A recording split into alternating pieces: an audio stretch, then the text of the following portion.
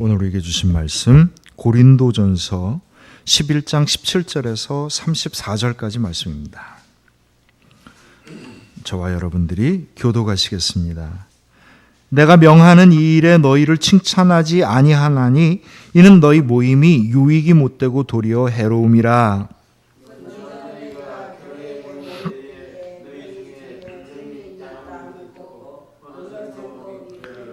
너희 중에 파당이 있어야 너희 중에 옳다 인정함을 받은 자들이 나타나게 되리라.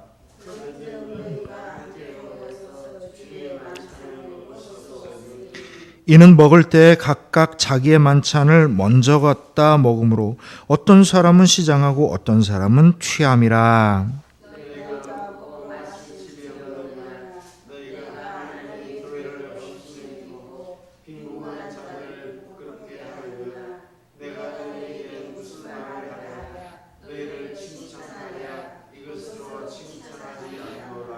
내가 너에게 전한 것은 주께 받은 것이니 곧 주 예수께서 잡히시던 밤에 떡을 가지사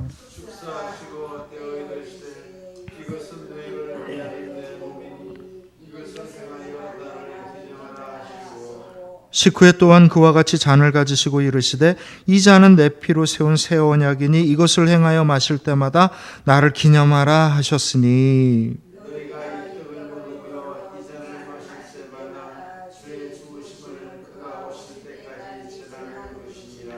그러므로 누구든지 주의 떡이나 잔을 합당하지 않게 먹고 마시는 자는 주의 몸과 피에 대하여 죄를 짓는 것이니라.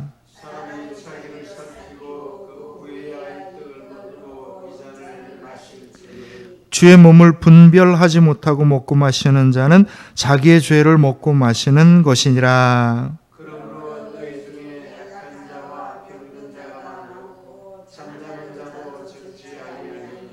우리가 우리를 살폈으면 판단을 받지 아니하려니와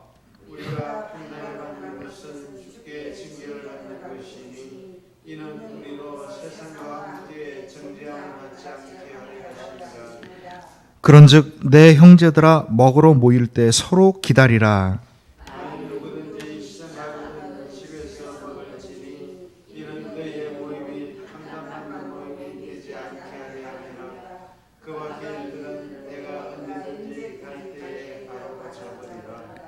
아멘. 계속해서 고린도전서 강해를 우리가 함께 은혜를 나눕니다.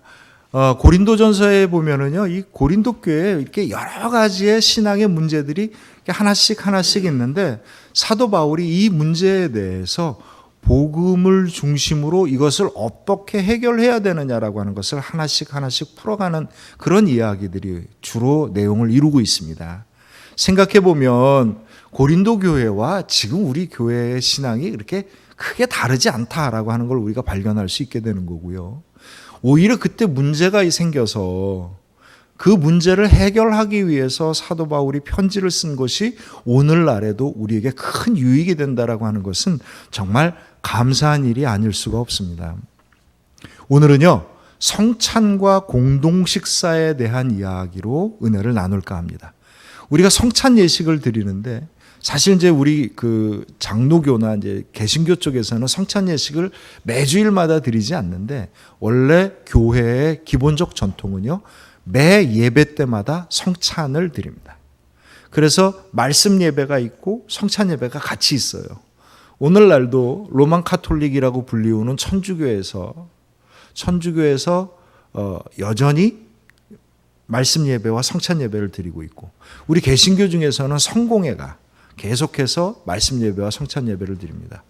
우리 교회에서는요, 우리가 절기 때마다, 가장 중요한 절기 때마다 첫 예배를 성찬 예배로 드리는데, 이 전통이 어디부터 시작된 거냐면 초대교회 때부터 시작된 겁니다. 근데 이 전통에 다 이유가 있어요. 사실은요, 초대교회 때 그 성찬 예배라고 하는 게 예배만 있었던 게 아니라 공동 식사와 성찬 예배가 함께 있었던 겁니다. 그러니까 공동 식사를 하면서 성찬 예배를 드린 거죠. 그러니까 예수님께서 마지막 날 잡히시기 전날에 제자들과 마지막 식사를 하시는 중에 성찬에 베푸셨던 것과 마찬가지로 똑같이 식사 중에 그 성찬 예배를 드렸던 거죠. 다만 순서가 바뀝니다. 식사를 먼저 하고 성찬 예배를 먼저 드리고 나중에 말씀 예배를 드렸죠. 초대교회 당시에 예배를 드린 것은 역시 주일입니다. 그러니까 일요일이라고 하는 주일날 예배를 드렸는데 오늘날처럼 오전 11시에 예배를 드렸을까요? 언제 예배를 드렸을까요? 저녁 때 예배를 드립니다. 그러니까 우리는 지금 아침에 오전 11시에 예배를 마치고 보통 점심 때 공동 식사를 하는데 이때는요, 저녁 때 모여서 식사부터 하고 예배를 드렸습니다. 왜 그러냐면 일주일 7일 중에 하루를 떼어서 주일이라고 해가지고 일요일이라고 해서 쉬는 날로 정한 거는요, 우리 교회의 전통인 거지 세상에 어떤 나라도 그런 전통이 없어요. 유럽이 교회의 전통에 따라 7일 중에 하루를 쉬는 걸로 정했기 때문에 유럽이 세계를 지배하고 문화를 퍼뜨리면서 세계 모든 나라들이 거의 대부분 의심하지 아니하고 일주일 중에 하루를 쉬는 날이었던 거죠. 그러니까 그 이전에는 어떤 것이었냐면 그 이전에는 대부분 국가의 중요한 명절 때나 쉬었지 평일에는요 쉬는 날이 따로 없었던 겁니다. 하나님께서 쉬는 날을 정해서 주일을 지키게 하셨죠. 로마 시대, 로마가 세계를 다스리던 그 시대에 우리 초대교회 교인들이 예배를 드리는데 주일날을 정해서 예배를 드리는데 그날이 쉬는 날이 아니었던 겁니다. 그러니까 당연히 언제 모이는 거예요? 일이 끝나고 난 다음에 집으로 들어오는 길에 집으로 오지 않고 어디로 오는 겁니까? 교회로 와서. 그때가 되면 대충 해가 떨어지는 때니까 밥을 먼저 먹고 성찬 예배를 드리고 그 다음에 말씀의 예배를 은혜를 나누는 예배를 드렸던 겁니다. 그러다 보니까 항상 교인들이 먼저 모여서 그러니까 모이는 시간도 일이 끝나야 모이는 거기 때문에 대충 시간을 정하지만 조금 미리 오는 사람도 있고 그 다음에 일이 조금 늦게 끝나서 늦게 오는 사람도 있고 그러다 보니까 함께 식사를 해야 되다 보니까 이게 시간이 조금씩 뒤로 미뤄질 때들이 많이 있는 거예요. 그때는 교회라고 하는 곳에서 식사를 준비해 갖고 주방 봉사위원 이렇게 따로 있지 않았고요. 그때는 다들 각자 자기 집에서 도시락을 싸갖고 와가지고 포트락 파티라고 그러죠. 각자 싸갖고 와서 쭉 펼쳐놓고 같이 먹는 겁니다. 얼마나 맛있겠어요. 그냥 이것저것 반찬을 해서. 오늘날도 미국 교회나 이런 데에서는요, 미국의 한인교회나 이런 데서는 다 공동 식사를 어떻게 하냐면 포트락 파티로 합니다. 각자 싸갖고 와서 같이 나눠 먹는 거죠. 우리나라 교회에서 이걸 한번 하자라고 얘기했더니 교회들마다 다들 힘들어해요.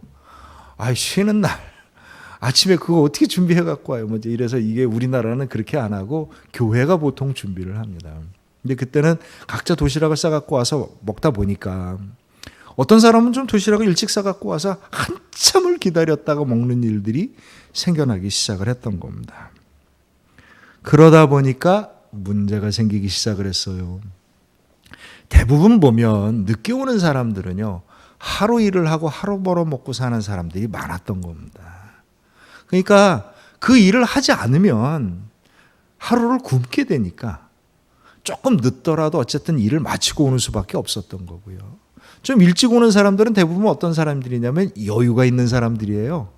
귀족들이나 부자들 같은 사람들 또는 직장의 사장 같은 사람들은 자기가 시간을 임의대로 조절할 수 있기 때문에 오는 겁니다.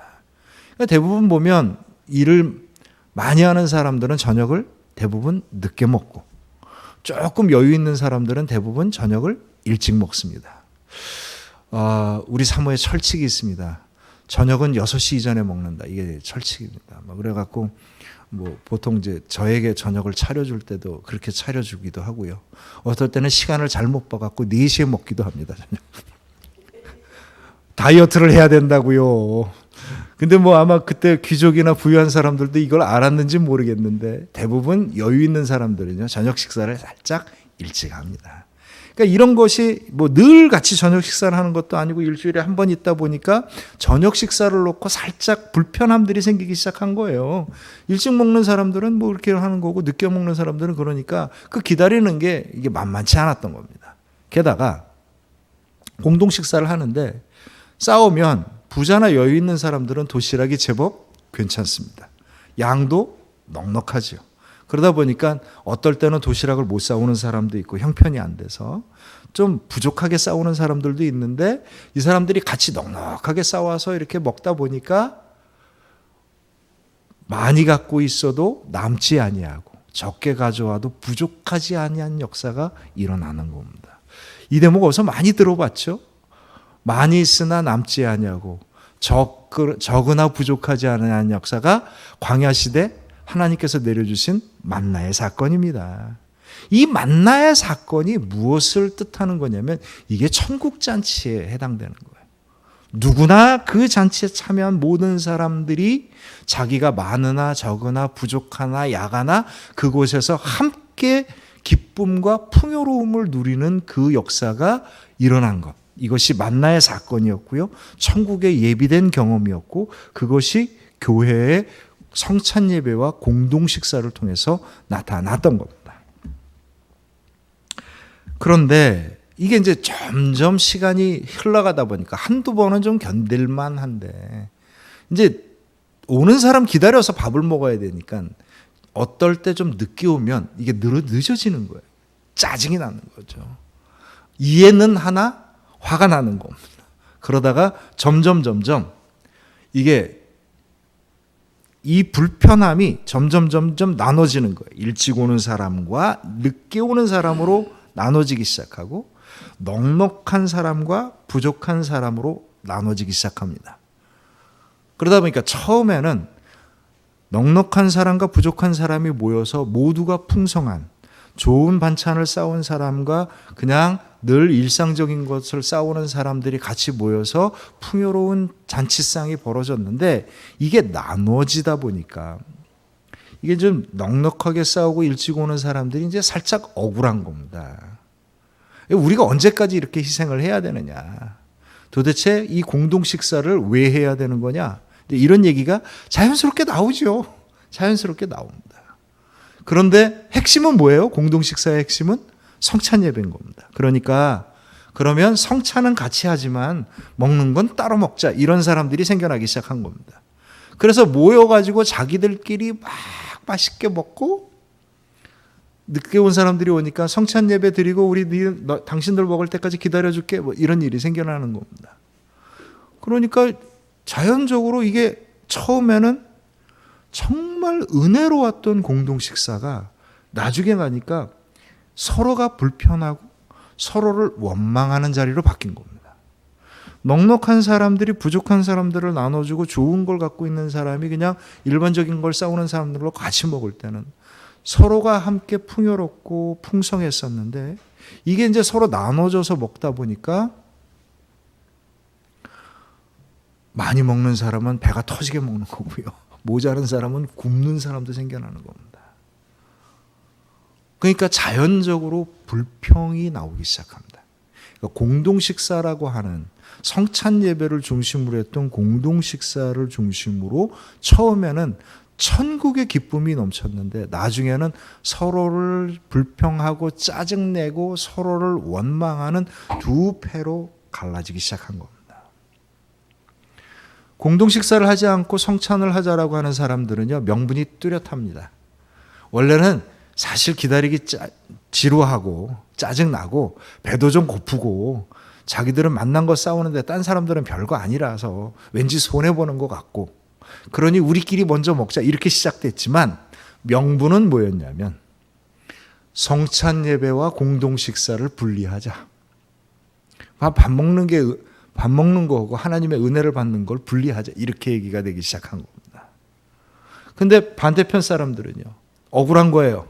당신들은 부자고 당신들은 여유가 있고 당신들은 넉넉하니까 자기들끼리 누린다는 거냐 우리를 무시하는 거냐 라고 하는 감정이 사회생활 속에서 있었던 감정이 같이 끌어져 나와가지고 그들을 불평하기 시작한 거죠.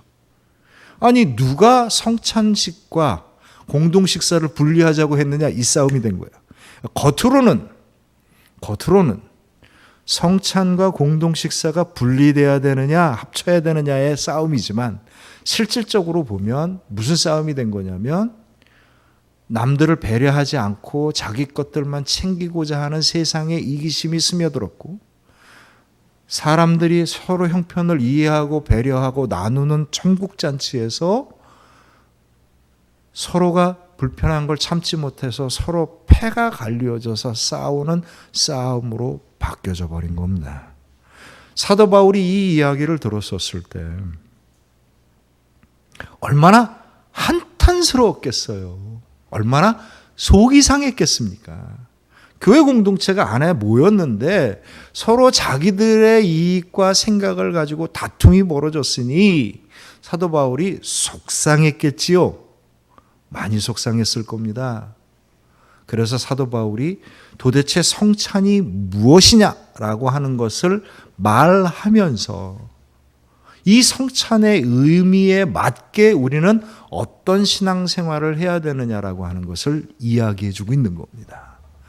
너무 감사한 거는요, 복음서보다 성찬이라고 하는 기록이 남아있는 데가 지금 고린도전서, 마태복음, 누가복음 세 곳에 있는데 마태복음과 누가복음보다 고린도전서가 훨씬 먼저 쓰여졌어요. 그러니까 초대교회에 예배를 드렸었을 때, 도대체 성찬식의 핵심이 무엇인지를 가장 생생하게 기록되어 있는 게 고린도전서입니다. 그래서 제가 성찬 예배 때마다 다른 말씀도 물론 쓸 수 있지만 고린도전서 말씀만 쓰는 이유 중에 하나가 이게 초대교회 진짜 전통이기 때문에 그렇습니다. 사도 바울이 성찬의 의미를 갖고 이야기를 할 때 공동식사와 결론적으로 얘기하면 분리를 해야 되느냐 말아야 되느냐라고 이야기를 할 때 같이 해야 된다라고 하는 것을 이야기합니다. 그 이유가 뭐냐면 성찬과 공동식사를 같이 했던 건 예수님의 전통과도 같습니다. 예수님이 어디를 가든지 사람들과 함께 뭘 합니까? 말씀을 전하고 그 다음에 뭐 하셨어요? 같이 밥 먹었습니다. 여리고에 있는 삭개오가 주님을 불렀을 때 내가 오늘 너희 집에 유숙하야겠노라 라고 얘기하면서 가서 밥 먹고 말씀을 전합니다. 마리아와 마르다 집에 갔었을 때도 갔는데 밥을 먹고 이야기를 나눠야 되는데 마르다 마음속에는 같이 했으면 좋겠는데 마리아는 말씀만 먼저 듣고 있으니까 밥 짓는 거 하다가 속상해가지고 한마디 뻥 터지고 이런 일들이 일어나는 거예요. 예수님이 말씀을 전하시는데 5,000명이나 모인 사람들이 말씀을 듣고 갈 때 그들이 기진하여 쓰러질까 봐 주님께서 어떻게 하십니까? 물고기 2마리와 떡 5개를 가지고 그들을 모두 베푸시는 잔치를 벌이시죠. 이것이 천국 잔치였던 거예요. 예수님은 어디를 가나 사람들에게 말씀을 전하고 뭘 하셨어요? 같은 자리에 모여서 식사를 했습니다. 바리새인들이 볼 때 죄인들과 함께 먹고 마시는구나, 이상한 사람이다 이겁니다. 어떻게 그들과 함께 식사를 할 수 있느냐? 식사를 한 자리에서 한다는 건 무엇을 뜻하는 거냐면 그거는 우리가 같은 사람이란 걸 뜻하는 겁니다. 그래서 옛날에도 왕이 신하들과 식사할 때 왕의 식탁은 따로 있고 신하들의 식탁이 각각 따로 있습니다. 옛날에는 양반들은요, 가난한 사람들은 그런 게 안 됐지만 양반들은 남편의 상이 따로 있고 아내 상이 따로 있었습니다. 겸상을 한다라고 하는 것, 상을 같이 해서 먹는다라고 하는 건 무엇을 뜻하는 거냐면 우리는 같은 사람이다, 한 식구다라고 하는 걸 뜻하는 겁니다. 이거는 예수님 시대도 마찬가지였어요. 예수님께서 한 식탁에서 식사를 한다는 건 이 당시에는 아주 중요한 의미가 있었습니다. 그건 뭐냐면 신분의 구분이 없다는 거예요. 죄인과 의인의 구분이 허물어졌다는 겁니다. 주님 안에서 모인 모든 사람은 다 뭐예요? 똑같다는 얘기입니다. 남자와 여자나 유대인이나 헬라인이나 종이나 자유자나 의인이나 죄인이나 주님의 말씀 안에서 한 공동체가 됐다라고 하는 것이 예수님의 식사의 의미였던 겁니다. 그리고 그 식사는요, 경건하게 말도 안 하고 먹어야 되나요? 옛날에 어른들 중에서 그런 사람들이 밥 먹는 자리에서 떠드는 거 아니야. 주변이 그냥 공포 분위기로 쫙 퍼지면서 밥이 돌처럼 씹히는 역사가 일어납니다. 예수님이 어떻게 식사를 했겠어요? 경건하게 식사를 해야지 딴소리 하지 말고 밥만 먹어 그러셨겠어요? 안 그랬습니다. 너도 먹고 나도 먹고 즐겁게 떼고 나누고 맛있게 드셨어요. 그랬더니 바리새인들이 예수님을 뭐라고 얘기합니까? 마태복음 11장 19절에 보면 인자는 와서 먹고 마실새 말하기를 보라 먹기를 탐하고 포도주를 즐기는 사람이요 세리와 죄인의 친구로다 하니 지혜는 그 행한 일로 인하여 옳다함을 얻으니라. 아멘. 먹기를 탐하고 마시기를 즐긴다. 이게 욕을 한 거기도 하지만 실질적으로 예수님이 먹고 마시는 걸 좋아하셨고요. 사람들을 다니면서 때마다 이걸 행하셨던 겁니다. 그러니 이 전통이 나중에 심지어 마지막 날 제자들에게 너희가 나의 살과 피를 받으라, 나의 은혜와 능력을 받으라 라고 얘기할 때도 그걸 언제 하시는 거예요? 밥 먹는 자리에서 하신 겁니다. 처음부터 성찬식은요 공동식사와 다른 행사가 아니었어요. 식사하면서 이것이 주님의 몸입니다. 같이 나눠 먹고요. 이것이 주님의 피입니다. 같이 마시는 겁니다. 우리가 주님 안에서 한 식탁에서 주님의 살과 피를 나누어 먹고 마셨으니 우리는 뭐가 되는 거예요? 한 가족이 되는 겁니다. 세상의 가족은 핏줄을 따라서 가족이 되지만 하나님의 가족은 뭐를 따라서? 주님의 살과 피를 통하여서 성령의 은혜를 통해서 뭐가 되는 겁니까? 한 가족이 되는 겁니다. 그 예식이 성찬 예식인데 이게 그냥 예식일 뿐만 아니라 실제로 먹고 마시는 즐거움 속에서 일어났던 겁니다. 그런데 이제 이런 갈등이 실질적으로 생겨나니까 사도 바울이 정말 성찬과 공동식사를 분리하고자 하는 사람들의 속마음을 꿰뚫어 보는 거죠. 이 사람들은요 성찬과 공동식사를 분리하고자 한 게 아니라 성찬의 진정한 의미를 그냥 그 예식으로만 바꾸려고 했던 겁니다.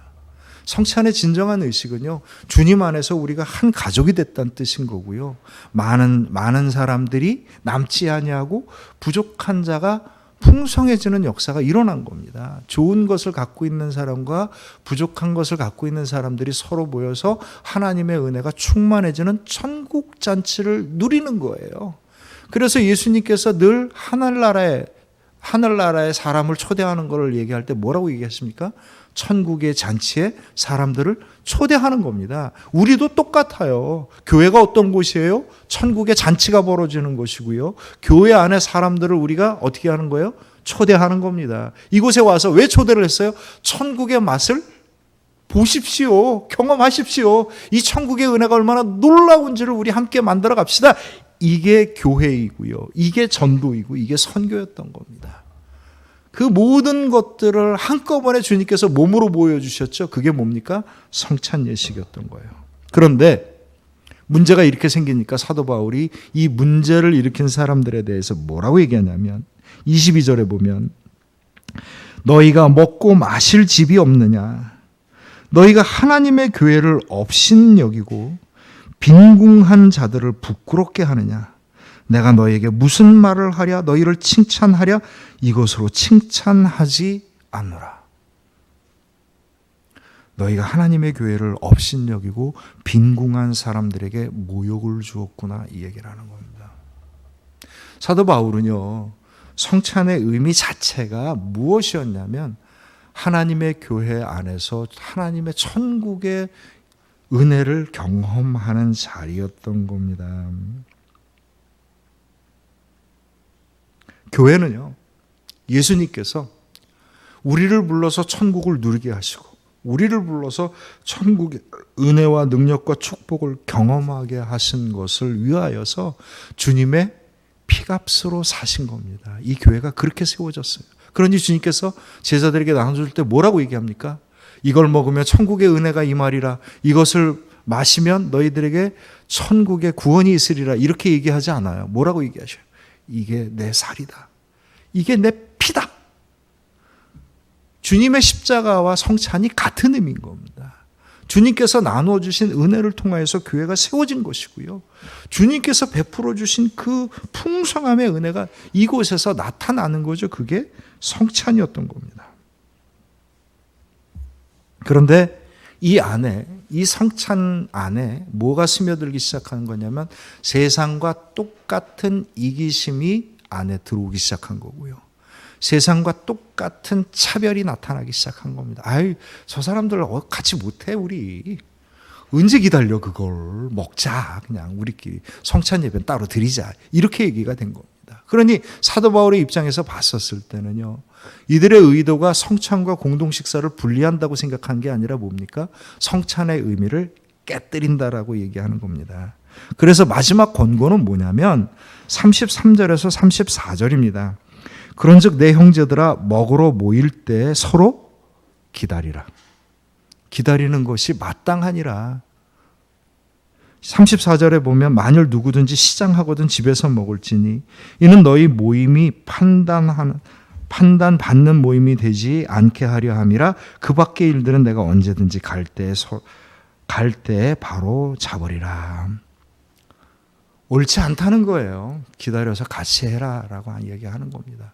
만약 정말 솔직히 말해서 배고파서 그랬다면 집에서 뭘 좀 먼저 먹고 나와라 그런 얘기를 하는 겁니다. 뭐 자기들끼리 모여서 먹지 말라고 한 거죠.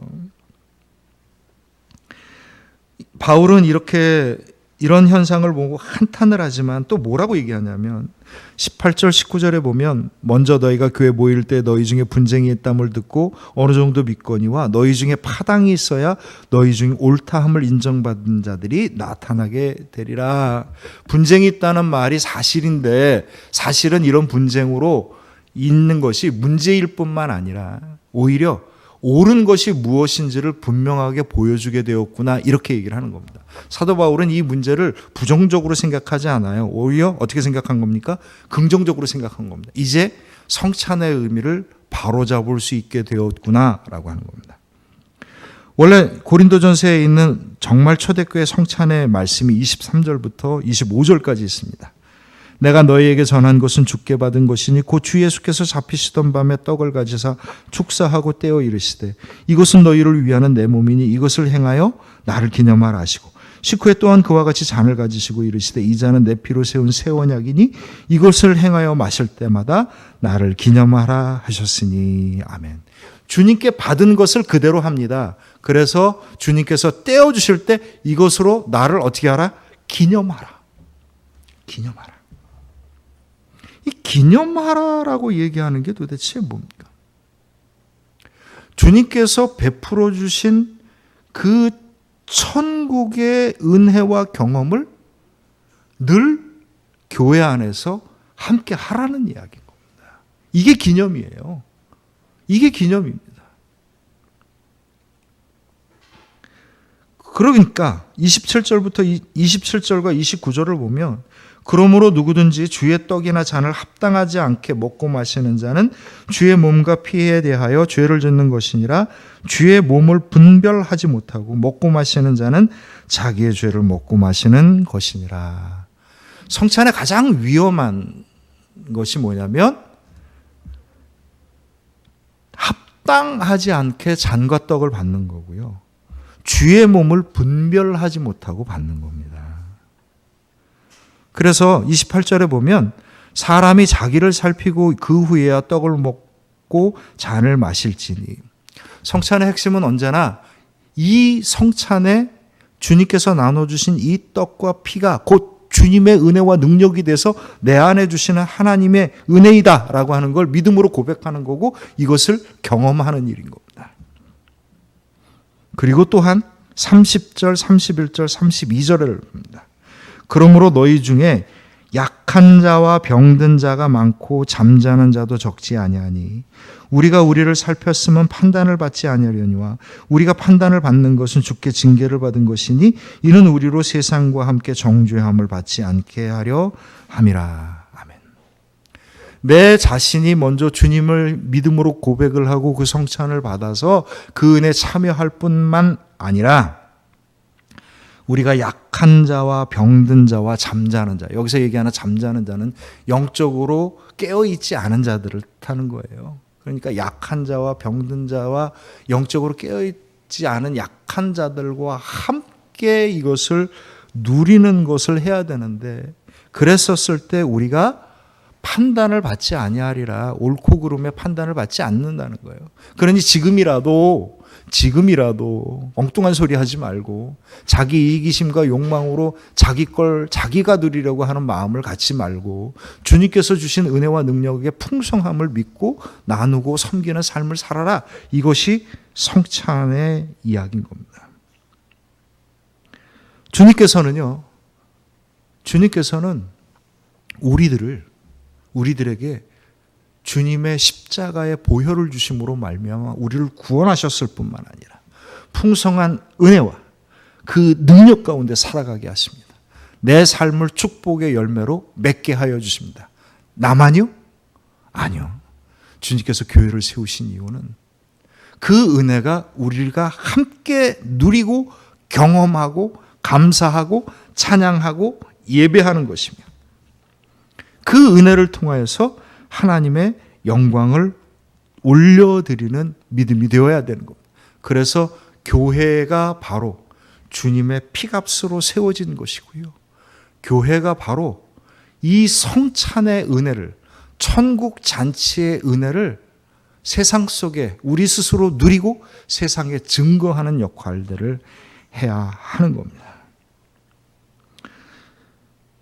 성찬과 공동 식사라고 하는 아주 구체적인 사건을 통해서 초대교회가 갈등이 벌어질 때 사도 바울은 복음의 말씀을 가지고 그들에게 진정한 교회의 의미가 무엇인지, 그리고 우리가 어떤 믿음을 가지고 천국의 잔치에 참여하는 자가 되어야 될 것인지를 말해주고 있습니다. 주의 잔에 합당하지 않게 참여하는 자, 자기의 몸을 주님의 몸을 분별하지 못한 사람들은 어떤 사람들이냐면, 첫째는 주님께서 나에게 주신 이 성찬의 은혜가 곧 나의 은혜와 능력이 된다는 믿음의 확신을 갖지 않냐고 받는 사람들인 거고요. 둘째는요, 나에게 주신 이 은혜와 능력을 나만 누리려고 하고 주님께서 나를 만나서 나누고 섬기고자 하는 자들을 외면하는 사람들에게 하신 말씀입니다. 주님은 언제나 우리를 불러서 우리가 사는 곳을 천국으로 만들길 소망하십니다. 그래서 그 천국이 내 믿음 안에서, 나의 가족 안에서, 우리가 섬기는 교회 공동체 안에서, 그리고 우리 교회가 행하는 만나는 세상의 모든 곳에서 천국의 잔치가 임하기를 소망하시고, 그것을 위해서 자신의 피값으로 교회를 세우셨고 그 살과 피를 우리들에게 나눠 주셨습니다. 사랑하는 성도 여러분, 주님께서 그냥 남는 거 주시고 자그마한 거 주시는 게 아니라 자신의 살과 피를 나눠주신 나를 향한 구원의 놀라운 은혜를 충만하게 경험할 수 있는 복된 믿음이 되시길 주님의 이름으로 축원합니다. 또한 우리의 교회 공동체가 주님의 이 놀라운 은혜와 능력이 넘쳐나고 나눔을 통하여서 언제나 우리 교회가 모여있는 모든 곳에서 천국잔치의 풍성한 은혜가 넘치기를 또한 주님의 이름으로 축원합니다. 또한 교회가 온전하게 섬으로 말미암아 세상의 이기심과 욕망을 가지고 세상 사람들을 차별하고 나누고 나만 누리려 하지 아니하고 우리에게 넘치는 은혜를 통하여서 이 은혜를 나누고 섬김을 통하여서 온전한 하나님의 은혜를 증거할 수 있는 우리 생명나무 교회 공동체가 되기를 또한 주님의 이름으로 축원합니다. 우리 함께 기도합니다.